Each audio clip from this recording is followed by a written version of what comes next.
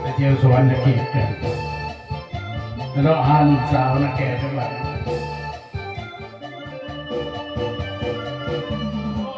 ฝากสามีเชียงเด็กนี่กับสายรุ้ง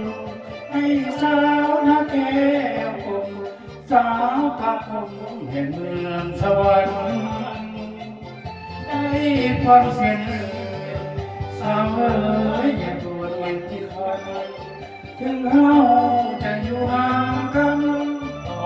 กันเหตุการณ์หัวใจหายกระทงมาโอ้เพียงแต่ห่างไกลยาจิตใจและดวงอุลาโอ้ทุกมาบ่เคยหวั่นไหวยังหาตัวอยู่ยอดสูงเจ้าอย่าลอยใจถึงเฮาจะอยู่ห่างไกลเอาหัวใจไว้ตรงกลางใจอ้ายใจน้องสองใจไว้ปกเกี่ยวอย่ามีซึ่งวันคนเดียวอีกเดียวเห็นขอให้เหมือนเก่าข้างเราเคยอยู่วงกันยังไม่ถึงคืนนั้น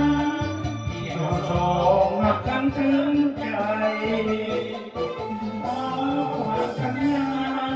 นี่มาพร้อมกับเสียงเพลงให้สาวนาแก่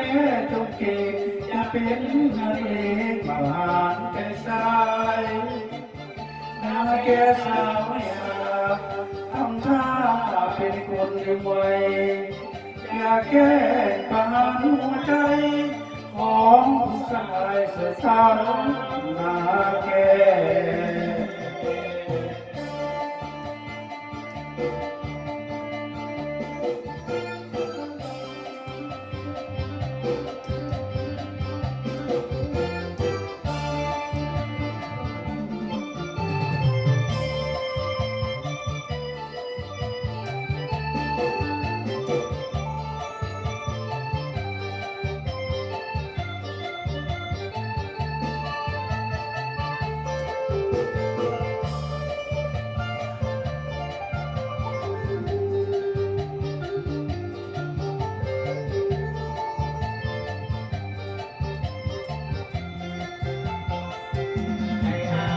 ใจน้องสองใจเอาไว้คนเดียวอย่ามีซึ่งวันคนเดียวอีกเดียวเหตุขอให้เหมือนเราข้างเราเคยอยู่ร่วมกันดังในครั้งคืนนั้นที่เราสองรักกันถึงใจ ขอฝากสัญญา